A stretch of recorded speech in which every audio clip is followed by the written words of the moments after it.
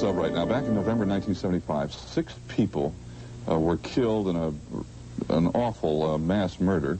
God knows it's got to be awful, in a small town on Long Island. The town is called Amityville. The murders took place in this house. 1 year later, George and Kathleen Lutz bought the house, and they moved into it with their 3 children. After living there for 28 days, they were convinced the house was possessed by some kind of evil force, and they left their belongings and they fled, and they were really terrified. The events that supposedly took place there during those 28 days have been put down in a best-selling book. It's called the Amityville Horror, and there is now a movie out, or about to come out, of the book. George and Kathleen Lutz are with us this morning to talk about what happened during those 28 days in Amityville. And James Brolin, super young man, actor. Thank you. Yes, much pleasure. Good to see you again, Jim. He plays George Lutz in the movie, and Jim is with us this morning, and it's great seeing you again. Great seeing you again. Lutzes, good morning to you both. Now, because I always have a drink, today's drink is Diet Dr. Pepper. By the way, Dr. Pepper, please fucking sponsor me. I fucking love you guys. I only like 3 of your Dr. Peppers. Hello, my name is Ryan, and you are listening to the CrimeCast. In this show, we will talk about true crime cases, unsolved mysteries, and cryptid creatures from all over the world, from the mountains of the Himalayas to the suburbs of Los Angeles. And welcome back to the CrimeCast. It's been a while. School's been hectic, but this is the 16th episode and part 7 of me covering some of the most haunted places in almost every U.S. state. In today's episode, we are heading to the south shores of Long Island, New York, to the village of Amityville, and talking about the Amityville Horror House. So, I'm very sorry if it's echoey. I tested the audio and you can't hear any echoiness, so I'm praying when I film out every part of this there's no echo, but you can never avoid the echo, guys. Anyways, let's get on with the episode. The Lutz Family. December 1975. George and Kathleen, or Katie, Lutz purchased 112 Ocean Avenue in Amityville, New York, and would move out only 28 days later due to, quote, terrifying incidents is, end quote, plural, so multiple incidences. I think that's the right word. Anyways, it's unclear if it was before or after the family had moved into the house, but Katie did ask a priest to bless their home. During this blessing, the priest heard a voice say, quote, get out, end quote, and told the family that they should stay out of one of the second-floor bedrooms, which was the first of many strange events. Now, the priest actually never told them why they should stay out. It's just that he probably saw something or felt something, but he never told the family why they should stay out of that bedroom. During the first few days, the family claimed to feel a strange sensation. Then, the family's personalities changed drastically. George would become plagued with chills and would spend most of his time feeding the fireplace. George also noticed a change in his own grooming habits, and both his and Katie's health started to decline, but they thought maybe it's the winter, maybe it's a new house, we're just trying to settle in, and our bodies are getting used to this new house. The Lutz's daughter then started to spend all of her time in her room playing with her imaginary friend named Jody. Their daughter described Jody as a red-eyed pig who was able to change her shape and size, sometimes as big as the house itself. Jody said that she could not be seen by anyone else but their daughter, unless she wanted them to die. So if any of her siblings or the parents saw Jody, they would just die. George and his son Daniel both saw Jody looking at them from a window one time. And they both saw Jody apparently, and were like, holy shit, is this the Jody girl, the Jody friend that your sister and my daughter have been seeing? Notes: the family would start to report smelling a foul odor from different locations in the house, with no source of where it was coming from. So they would just walk into one of their rooms, smell this, and investigate to find nothing. Black stains would appear on their toilets and ceramic features. A green slime-like substance would also appear around the house. Most noticeably, one event is that it appeared in the kitchen. The family also reported that hundreds of flies would appear in the sewing room despite it being in the dead of winter. Now, we did have flies in many other houses we covered, such as the Demon Home in Illinois. So that could be a, demonic possession inside the house, or a symbol of it. On one occasion, Katie was touched by an unseen force. George then would start to wake up nightly at 3:15 a.m. Now, this is going to be an important factor, but we'll get into this later. One night, when George woke up, he witnessed Katie transform into, quote, a 90-year-old hag, end quote. So, her facial features started to basically age in front of him. The following night, George would then witness his wife levitating over their bed, and basically had to yank her down. George also witnessed his two sons levitating from their beds, just like his wife. So now people are trying to levitate like we're in the Conjuring house or some shit. Anyways, due to all of the events that are happening, the family would try to contact the priest who had blessed their house, only for their phones to cut out anytime they called. So basically, let's say they were trying to call George's parents, the line would be fine, but when they called the priest, the lines just cut out for some reason. The family would, due to not receiving any of the calls back from the priest that they called, took matters into their own hands. The couple would buy a crucifix, walk through their home, reciting the Lord's Prayer. During this, the couple heard choruses of voices saying, quote, "Will you stop?" End quote. So it wasn't just one voice, it was multiple voices, and multiple voices all saying for them to stop, blessing the house again. On the final night at the house, the Lutz family heard banging, quote, as loud as a marching band emanating throughout the house, end quote. They also saw and heard the furniture start to move on its own. And with that, the next day, they were either within that day or the next morning. Reports vary. The family was out of that house so quickly. They were just like, what the fuck just happened here? All right, first of all, the book and the movie depict all these kind of weird, strange things that happened in the house during those 28 days when you were there. What kind of things, George, happened physically? What were some of the things that happened that scared you? Well, at first, just moving into the house was fine. It's a lovely house. Yeah. And we enjoyed moving in. Within a week, Kathy's hand had been touched by something that we discussed and couldn't explain. It was just something unseen. This is in the daylight, or was it? Yes, it was during the day. Right. Okay. We also had hordes of flies that would appear within 2 rooms, and no matter how many times we would kill them, they would reappear. All right, now flies can be a real problem in this part of the country in the summer, sure, in any house, But if you have 2 or 3 or 4 within one room, that could be commonplace. But when you're talking over 100... Well, this was the winter. Mm-hmm. Yes. And you're talking about how many? Over 100 flies. Over 100 flies. At one time. And then you'd go around and kill them. They'd be lying on the floor. You'd come back an hour later, and they would be there, more of them. Okay. There's something about green slime. What was that? On the wall in the movie, this green slime comes out of the walls? Right? George, did that happen? As the movie did it, not exactly, no. Yeah. It was more of a gelatin kind of substance that we thought the children had somehow mixed something up and spilled it around the house. The next time it happened, the kids were at school, and there was just no way to explain how it got there. Did you all call, a contractor or a carpenter or anybody to come and look and try to... We had several repairmen come in. Telephone repairman came 3 times because each time we would try and communicate with the priest, we would run into faulty connections. We had extreme fluctuations in the heat, between 40 and 50 degree fluctuations. 3 times the serviceman came in.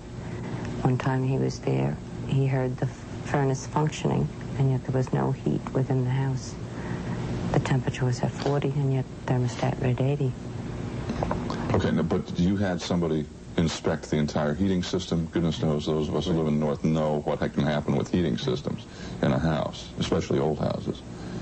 George, there was also something about black in the toilets, the water black and making the ceramic, the bowls or whatever, the black. china itself, it wasn't in the water. The china itself turned black, and at first it was one bathroom and then another and then another, so that by the time the investigators got there, a number of them was still black. You know, it was still that way. There was never any reasonable explanation. Did you have a plumber come in?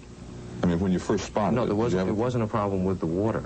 The water was clean. It was normal. But did you invite any contractor, somebody like that, just to come say, hey, what's wrong with the toilets? No, because you didn't, yeah. One of the things we found was the keyholes would ooze a black substance, which was of the same nature and appearance as that which was on the porcelain in the toilets.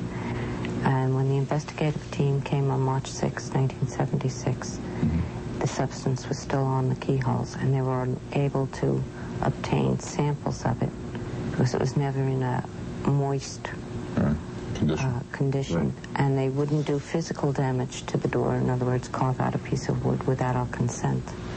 Had either of you had any experience before with the occult or the supernatural, ever before? We didn't believe in it. Were you afraid for your children? Why didn't you leave earlier than the 28 days if you were terrified? Well, it was our house. First of all, we had never intended to give it up. Even after we moved out, we intended to find out what was wrong and move back in there. That's why the investigation was held, and people from different psychic research groups that at least we could check their credentials were called in and asked to come in. We've been asked many times why we stayed so long. It's very hard to remember the exact emotions or the moment why you would make a decision or why not. But you finally did make it. Well, by the time we left, we had lost a considerable amount of weight. Kathy was passing out quite regularly. I had lost over 26 pounds. And we were just reacting from one happening to another. We weren't really... So you were generally shook up. We weren't thinking, yes, as we normally would. Jim? After the 28 days, after moving out, the couple went through countless interviews with both police and the news. The couple also went through a lie detector test and passed with flying colors because back then, there really wasn't any proof video-wise. Yes, video-wise or photo-wise, really. Not many people thought about doing that yet to prove that, like, hey, there's a ghost here. It was like a lie detector test or multiple people seeing shit. Many people believed the couple was actually making this up, that the haunting was not even real, to get, fame, media fame, attention. This theory was further proven when the couple's lawyer, their own lawyer, William Weber, stated that in 1975, he and the Lutz had come up with the horror story one night, quote, over many bottles of wine, end quote. So this whole story was over them being drunk. But many people still don't believe it at this point, because due to the events that happened at their home, many books and movies were made about their experience. And because, and even connecting to Ed and Lorraine Warren, the famous ghost hunting couple came to the house to investigate it because of the claims the Lutzes were making, which is insane. The Warrens. So 20 days after the Lutz left the house, Ed and Lorraine Warren visited the home. Now, I couldn't find any information when they first heard about the experience, but I do know that after the fact, the Warrens did go to the house. During their investigation, Ed said he was physically pushed to the floor, with Lorraine being overwhelmed by a demonic presence in the house. So this connects to with the flies in the sewing room that the family was seeing. This does connect to that. She also saw dead bodies with white sheets placed over them. Once again, we'll get back to this one later on. Just like Ed, Lorraine also had a sense of being physically pushed back. So like something was pushing her back. The Warrens team actually captured one of the most famous photographs of a ghost possibly ever captured. The capture looked like to be a little boy peering from the stairway. Now this is kind of hard to tell if it was fake or not. Many people think, oh, it was one of their. Now it seems to be proven fake. It was just one of their, team members. He happened to get, in the flash somehow, making him look smaller. But we'll get into this little boy in a minute. After everything we've seen, there isn't much that rattles either of us anymore. But this one still haunts me.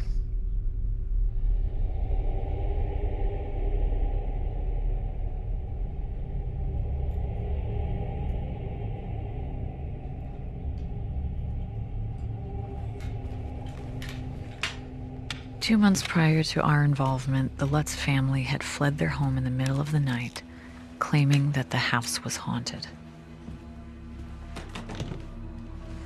The church had reached out to us for help. They wanted to see if we could confirm the activity that had been reported by the Lutzes. Okay, we ready? Then let's get started.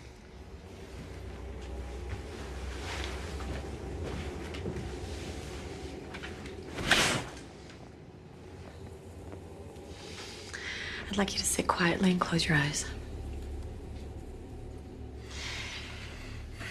Envision yourself in a halo of glowing white light. It will protect you.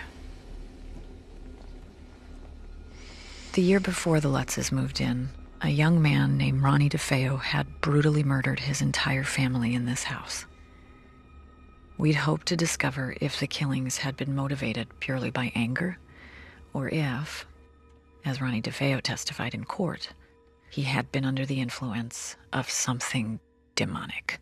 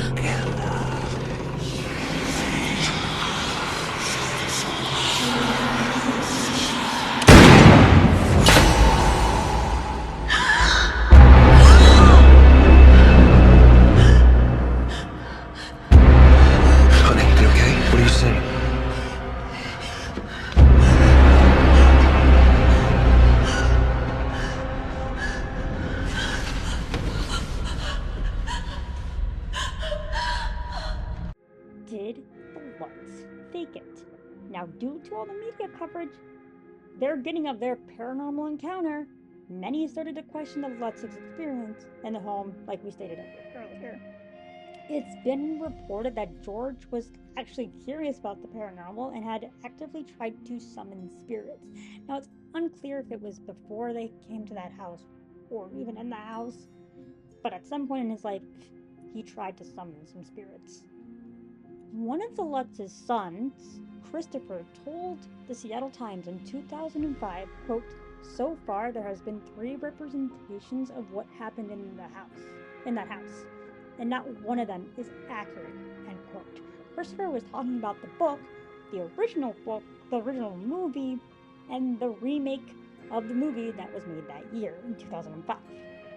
Christopher also stated, quote, "His stepfather at the time, George Lutz, brought the troubles on himself by dabbling in the occult, and then amplified what paranormal incidents did occur to profit off books and movies about the house," end quote.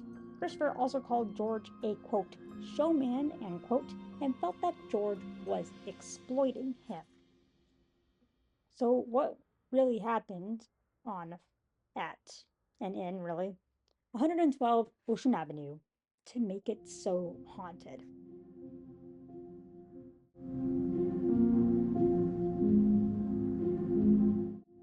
Anyways, the background of 112 Ocean Avenue. Before getting into the story, the background that the Warrens found in their investigation could be the reason for the hauntings and the events I'm about to tell you guys. The Wardens found that the land where the house sits on was used by John Ketchum. Fucking, this is Ash Ketchum's dad. I just fucking realized it's Ketchum and it's spelled the fucking same way. Anyways, John Ketchum had practiced in black magic and had built a cottage on the land before the Dutch colony. So this is even before New York became New York. John had requested his remains to be buried on the property, where they still are to this day. By the way, I'm not 100% sure where the remains are. They're just on the property somewhere. The Warrens also found that the Shinnecock, that was so Shinnecock Indian. I'm so sorry. I know I mispronounced that like 5 times. Also used the land as an area to house the sick and the mad. Basically, the mentally ill people or the criminally insane, however you want to put it nowadays. Those taken to the area were basically left there to die. It's kind of like that one island in Italy where they took all the people with the bubonic plague and all the crazy people, and they were just left to die on that island. That's what that reminds me of. Oh my god, that's crazy. Because Long Island's an actual island. Well, Long Island, I think, is like connected by land somehow, or by a bridge. Yeah, that's insane. That's a crazy coincidence. Holy fuck. Holy fuck.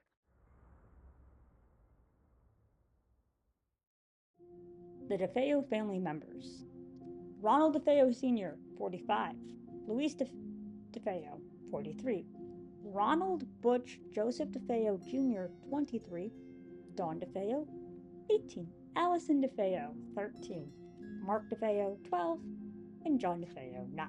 Now, those are the members of the Defeo family, as stated earlier. If you know the story, then you know what I'm about to talk about. If you don't, continue listening. The Defeo family were described as, quote, nice and normal family, end quote.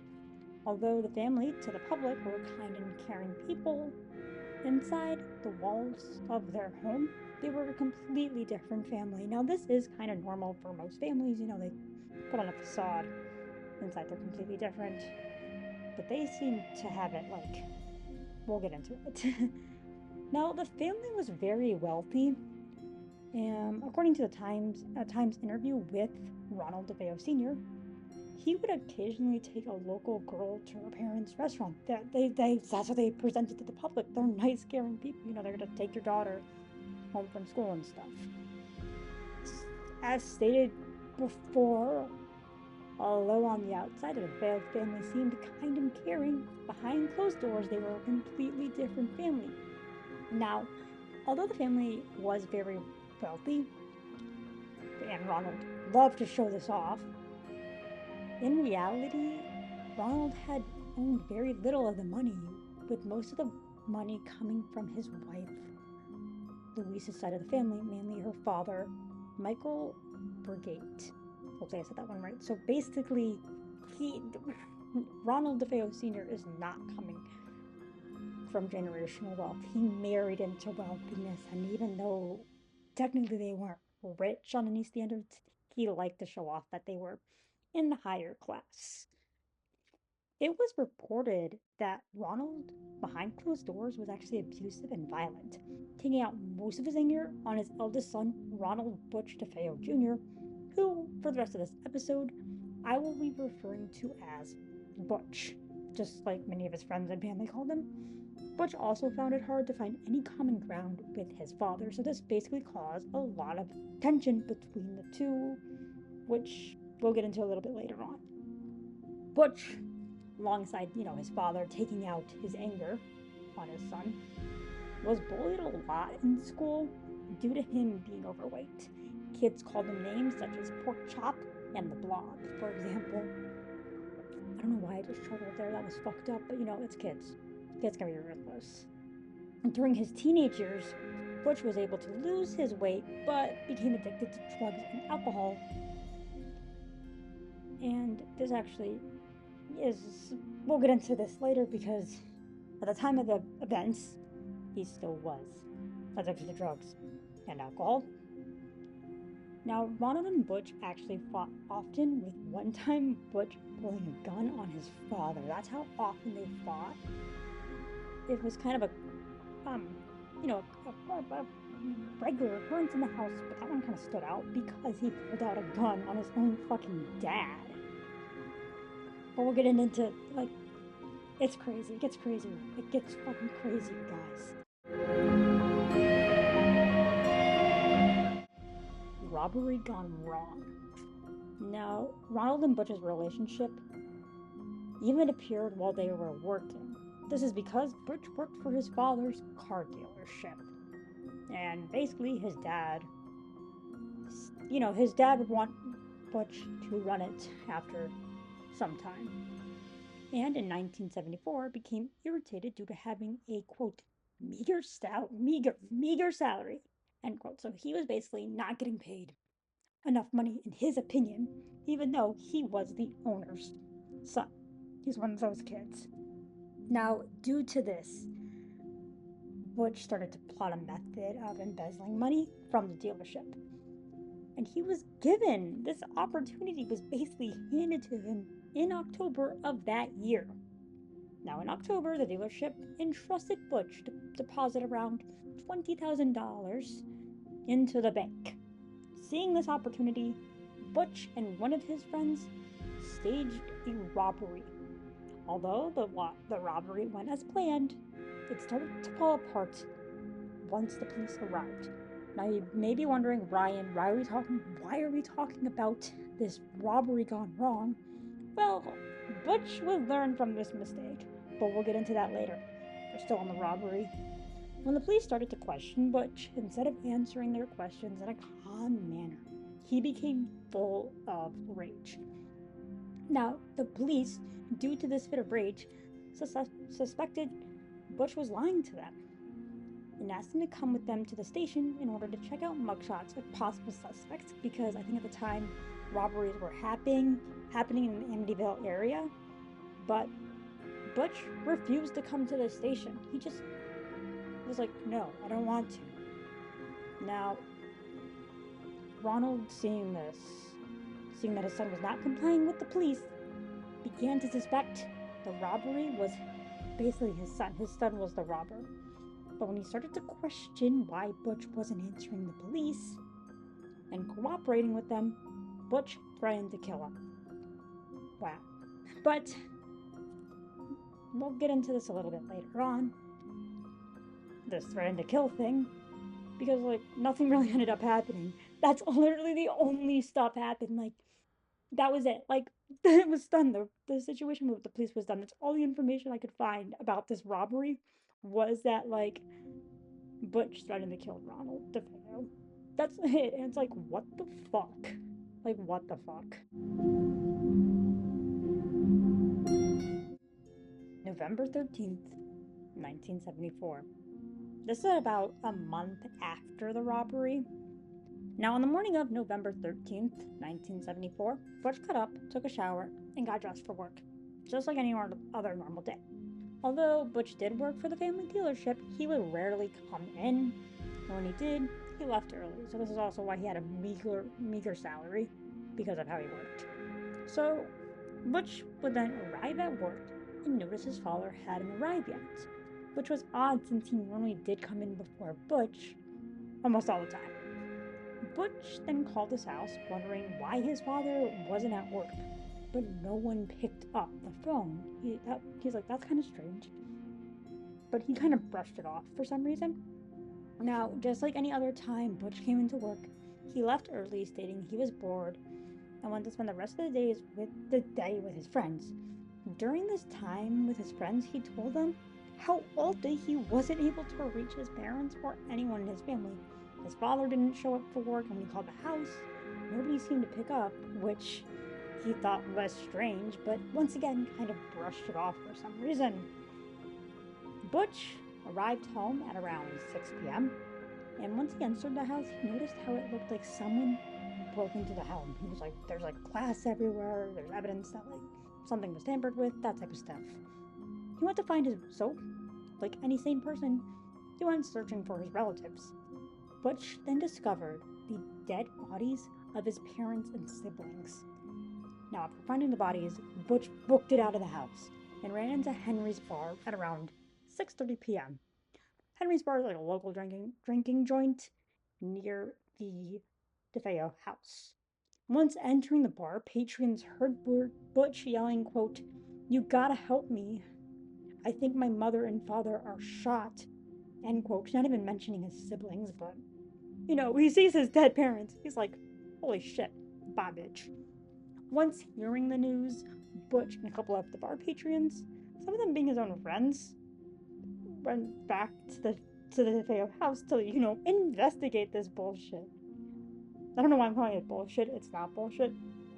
I promise. Now the scene. So once they arrive at the house, the patrons and the police would find the remains of the Defeo family just in their beds. Once police got there, they would find all members killed in their beds, laying face down and still in their pajamas. Butch, when the police had arrived, was waiting on the front steps of his house. While speaking with Butch about the murders, he claimed that his family was targeted by the mob. After receiving this information, the police took Butch to the police station for his own protection. So immediately he's like, it's the fucking mob. It's like the mob. He's like, that was the first thought in his mind, is that it's the mob. Which, you know, the New York mob at the time was pretty big. Now, another note before we continue is that the police, when they were interviewing the neighbors, if they heard anything, they noted they didn't hear any of the gunshots, and when looking at the dead Defeo members, there was zero signs of struggle.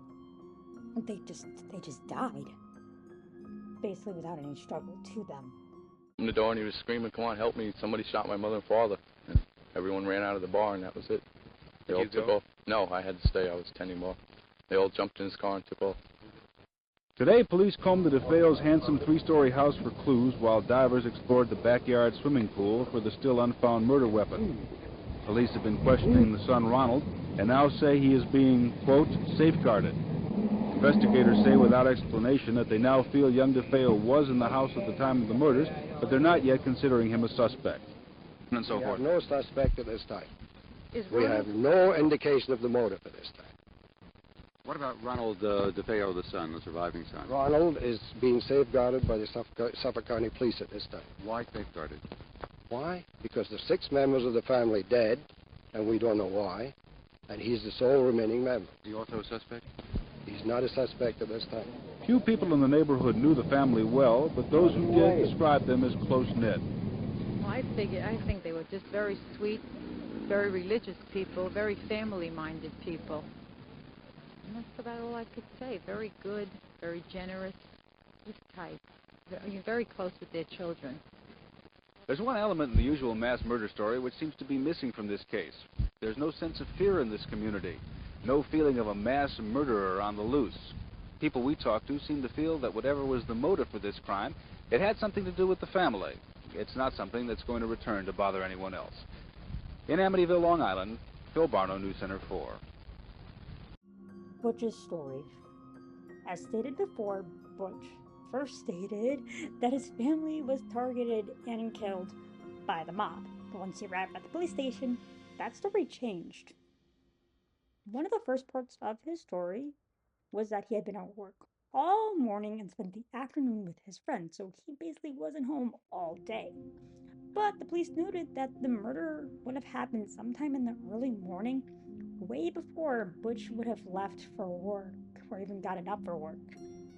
While at the station, Butch was able to name the mob hitman who had killed his family, Lutz Family. Now, we'll talk about Lewis in a minute, but when police went to question Lewis, they found him out of the state, so he wasn't even in New York State at the time of the murders. Now, one of the last pieces of Butch's story is that he'd been up late watching TV, unable to sleep, and had left for work earlier that morning. Butch believed by the time he went to sleep, woke up and got ready for work, his family was still alive.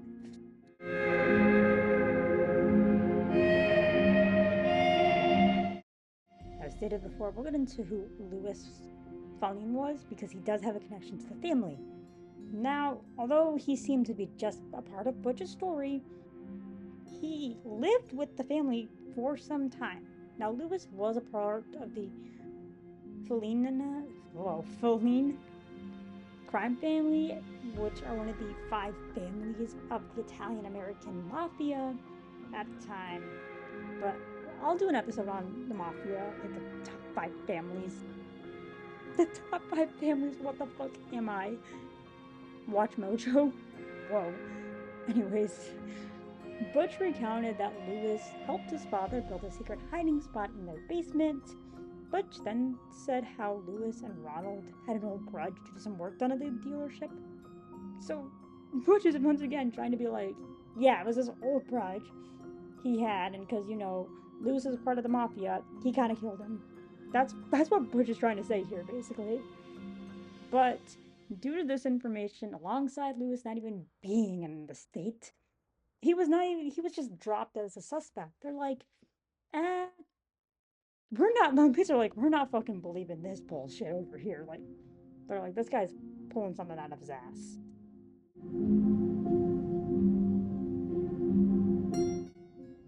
Butch's confession. So the police basically were right that Butch was, lying. Just a day later, on November 14th, Butch confessed to the murders. He told the police, quote, "Once I started, I just couldn't stop. It went so fast," end quote. Butch then claimed to have been hearing, quote, "voices from the house," end quote. Now, it's unclear when Butch would tell this piece of information about the state, but sometime during the investigation, or the interview, Butch confessed how he used heroin, which could be a reason he was hearing voices within the house, but we will never know, really. Now, before Butch even confessed to the police, they kind of had a suspicion Butch was the murderer. This was due to them finding a gun box in his room that even Butch's own dad didn't know about. And the gun box matched the bullet wounds, so they just pieced that together. It was this guy did it. He's just making up a story to try to detour us from, him being the guy, basically.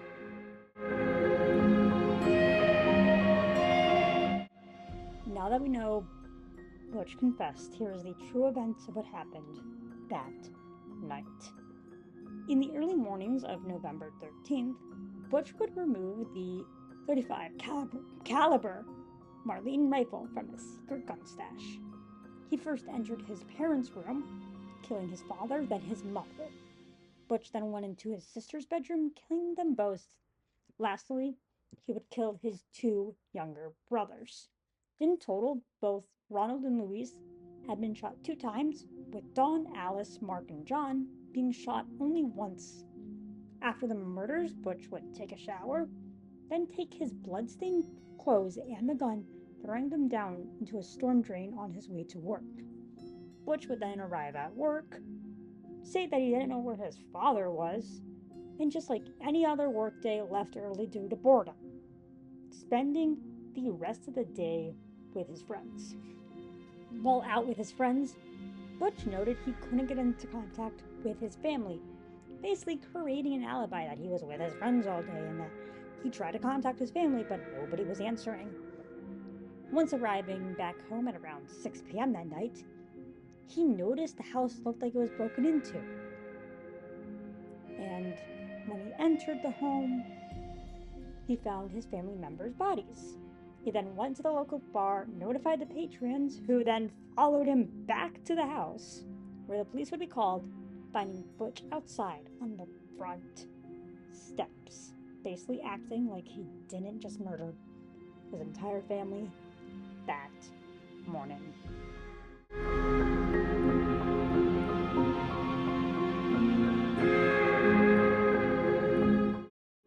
Due to the severity of this crime, the trial got a lot of attention.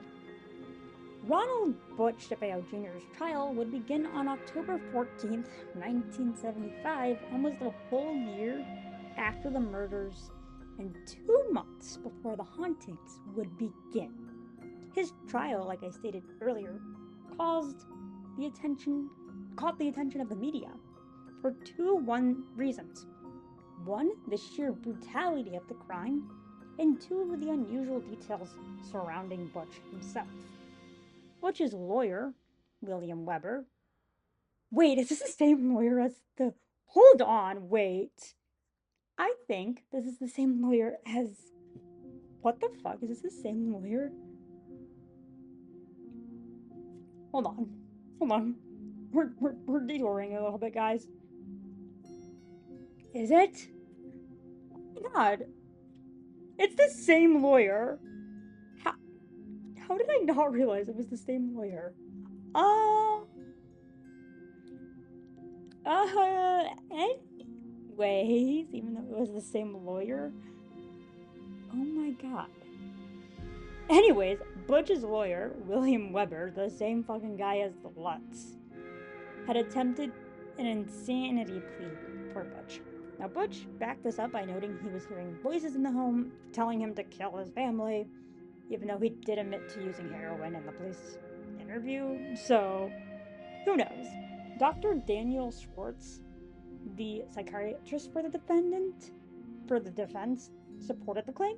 Dr. Schwartz noted that Butch was, quote, erratic and suffered from dissociative disorder, end quote, while the psychiatrist for the prosecution, Dr. Harold Zoland, proved that Butch suffered from antisocial personality disorder.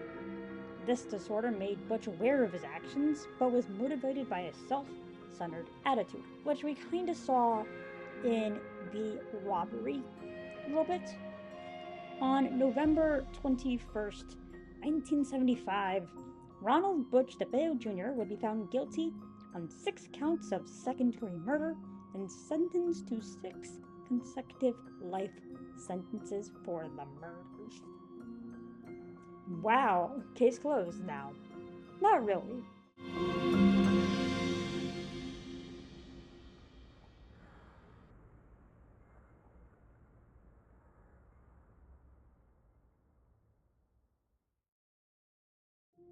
The mysteries. There's some mysteries here.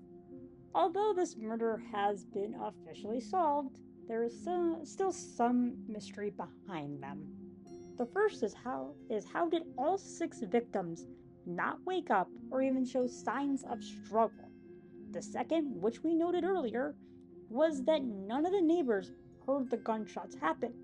This actually could not be the case, since Butch actually never had a silencer for the gun. The police never found a silencer, and I believe the type of gun it was, there couldn't be a silencer for it. I'm not 100% sure. I don't know crap shit about guns. Really. Now, Butch did note that the reason his family didn't struggle was because he drugged them at dinner, but due to the long time that passed between the dinner and the murders, this should not be possible. The drug would have just, they would have been able to wake up due to the time. And the last mystery. Although this could be due to Butch having a dissociative disorder, is why did he kill his family? Now, although Butch did have problems with his father, this makes no sense for him to kill the rest of his family, even his younger siblings. It's also hard to tell due to Butch changing his story so many times during the main, trials, storytelling, all that stuff. Now, I do want to note the same mysteries here could be, before we get into the last part of this, I do want to note that the boy that the Warrens took a photo of could have been actually John, but nobody really fucking knows about that. That's still a mystery up in the air. But to this day, nobody really knows why Butch committed these horrendous murders.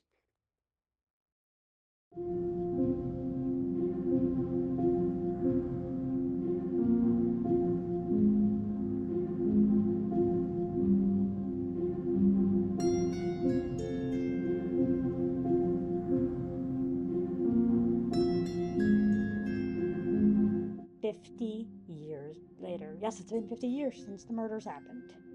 Now, although it has been 50 years since the murders, many people still don't know what made Butch murder his family. Was he hearing voices telling him to do it? Was the house haunted? We can actually answer one of these questions, which is, was the house haunted? After the Lutzes moved out, no other family reported hearing voices, smelling foul odors, green slime, or black stains, or any type of paranormal activity. Although he did die in 2021, Butch has said, quote, "I guess the Amityville Horror really is supposed to be me, because I'm the one who got convicted of killing my family. I'm the one they say who did it. I'm the one that's supposed to be possessed by the devil." End quote. The man who murdered his entire family is dead, but the diabolically haunting story his murders inspired is very much alive. Generations remember the Amityville Horror as the greatest ghost story of all time. He fired 7 shots from a high-powered rifle. In a matter of minutes, Ron Defeo Jr. slaughtered his entire family as they slept. His mother, father, 2 sisters, and 2 brothers. After suggesting they were victims of a mob hit, Defeo was offered police protection. His alibis kept changing very, very quickly. The detective finally broke him. He said, "It all happened so fast. Once it started, I just couldn't stop." That prompted the late demonologist Lorraine Warren to claim Ronald Defeo was demonically influenced in committing that horrible crime. But in a later interview with me, his defense attorney disagreed. Was Ronnie possessed? No. No. He was insane. The jury never bought the insanity defense, and he was found guilty and sentenced to 6 consecutive 25 to life terms. He died in prison 3 years ago. A year after the murders, George and Kathy Lutz bought the beautiful colonial house at 112 Ocean Avenue. 28 days later, they fled in horror. They claimed to have been seeing things, spirits. They also claimed that there was the black tar oozing from the sinks. They had changes in their personality. Their tale inspired Jay Anson's book, The Amityville Horror, then the movie, and another movie, and another book. The story never ends. People love a good ghost story. Horror or hoax? According to Defeo's lawyer, the story was concocted with the Lutzes over dinner and wine. I think it was about 3 bottles of wine. Yeah. So the story grew with each bottle of wine? Each bottle became a better story. In 1979, I got to spend a night in that house in Amityville, accompanied by demonologists, clairvoyants, and psychics. Comes at you and makes your heart speed up. In one of his letters to me from prison, Defeo declared the Amityville story was a hoax and all about money. I experienced nothing unusual during the night I spent in that house, and over the past 5 decades, multiple families have lived there, and none has ever reported any occult happenings. But believers still flock there each year to see it, and its story, it's become a cottage industry, a ghost story that will endure for generations to come. I'm Marvin Scott, Pix 11 News. And that's basically episode 16 of the CrimeCast. In part 7, we'll be covering haunted locations in some of the U.S. states. In this episode, we talked about the Amityville Horror, which inspired many books and movies. And in the next episode, we will head to Penhurst State School and Hospital in Pennsylvania. Now, doing research for this episode was actually kind of hard because there's so much information about both events, and there's so many sources, it's hard to tell which source is true or not. Now, personally, do I believe the Amityville Horror? I personally believe it's the Lutz family faked it because they definitely knew, because they saw in the news this trial happening. They could have been like, oh, let's come up with this. And even their own lawyer, who was Butch's lawyer, didn't realize that until I was even when I was writing the script. Holy fuck. They could have come up with something, and that could have... Now, the reason that William Weber maybe have stated that was to prove that maybe Butch wasn't going crazy. Now, did he have some sort of dissociative disorder? That's kind of hard to tell. But it seemed, I believe that in that moment, he probably didn't know what he was doing. He was probably just, acting on pure, adrenaline. And then after the fact, he's like, holy fuck, I just killed my entire family. Holy shit. But there is some, the mystery. Like, why did none of the family wake up? Why didn't the neighbors hear the gun going off when there was no silencer for the gun? It's just so many questions. But yeah, I think the Lutz definitely faked it being haunted, which is, it's kind of sad, but also it's one of those things where it kind of just proves that haunted locations could be manifested. You manifest some place being haunted, it's going to then become quote-unquote haunted. But I know this one is so different because no other homeowners of 112 Ocean Avenue, which please do not go to. The homeowners do not like people coming because of the movies and such. Though it is weird that Ed and Lorraine did provide a photo of a ghost, which I'll put up on screen. Don't worry about that. I think that's fake. I actually think that fucking photo of that little boy is fake. But yeah, I hope you guys enjoyed this episode. Once again, I'm back. I talked about this in my update, but Tier 3 of the Cryptid Creature Iceberg will be put out this month, I promise. And hopefully the Penhurst episode, which I'm working on, should be up by April. With that out of the way, bye guys.